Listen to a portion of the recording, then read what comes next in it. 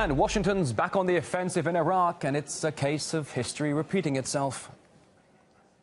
Just 2 hours ago, Allied air forces began an attack on military targets in Iraq and Kuwait.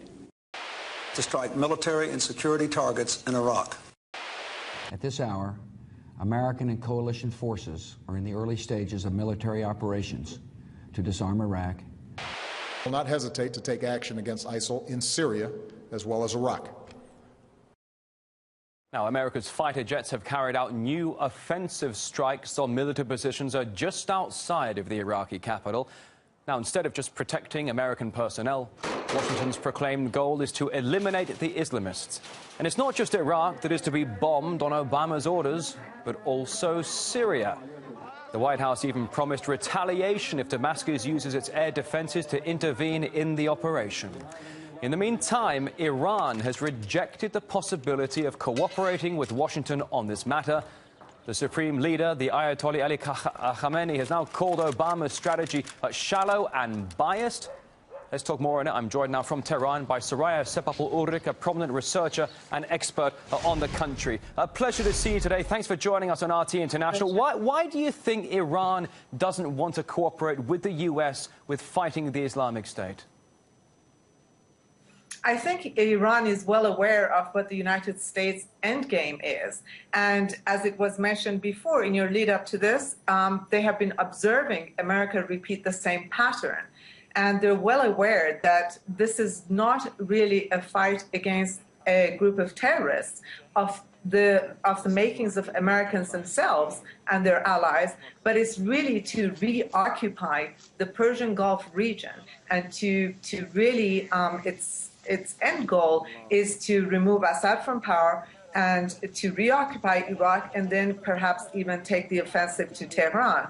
So Tehran, although I think they appreciate the threat from these terrorist groups, which they call ISIL or ICE right now, they also understand that without Americans, without the Saudi money, American training, they wouldn't be existing here in the first place. But Soraya, I'm so sorry if I can jump in, because I think you're giving me two answers here. I wanted to ask you, the U.S. says, quote, the door remains open for Iran, but at the same time refuses to invite Tehran to a meeting of top diplomats to discuss ways of tackling the Islamists. So why is that? Well, it's very hard to believe anything America says. Initially, I think the United States had sought assistance from Iran to tackle the group, and Iran had not shown, was not interested in helping Americans militarily. I think they would stand by the Iraqis, they would stand by Syrians, but I don't think Iran is interested in a joint military operation, intelligence operation, or any kind of operation with the United States. And I don't think it's very seemly for a superpower, for the United States, to broadcast to the world that it's been turned down by Iran. So I think it likes to twist it and make believe that Iran is uninvited. I don't believe that I think America would very much like to drag Iran into this.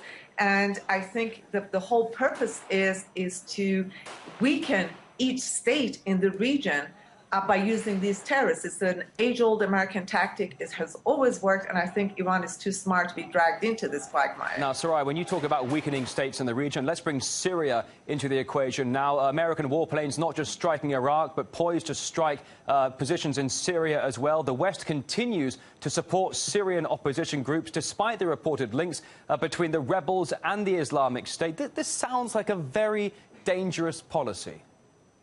It is, and it's really senseless from a very logical standpoint, from the point of view of people who seek stability and peace. But this group is doing exactly what America wants it to do. They're destroying each government, Syrian government, the Iraqi government, weakening them. At the same time, they're giving America an excuse to intervene. I mean, a year ago, the false narrative of a chemical weapons attack by the government of Assad didn't work. The American people are not on board for yet another war. But when they present these really doctored, shoddy propagandist pieces of the beheadings then American people are now more on board for yet another war. I mean, this is exactly what America wanted. America wanted the American people on board to wage another war. And to do that, in order to do that, of course, they're going to arm the rebels even more. And at the same time, the rumors that America is giving intelligence to the Assad government. So it's creating chaos. It's really destroying every country in the region. And I hope that every nation is smart enough to resist the temptation, not to get dragged in, but somehow to stop the United States, be it through trade or through really harsh diplomatic means, stop America from destroying every country in its path. All right, Soraya Sepapul-Ulrich, a prominent researcher and expert on Iran. Thank you so much for joining us here on RT International today. A pleasure. Thank you.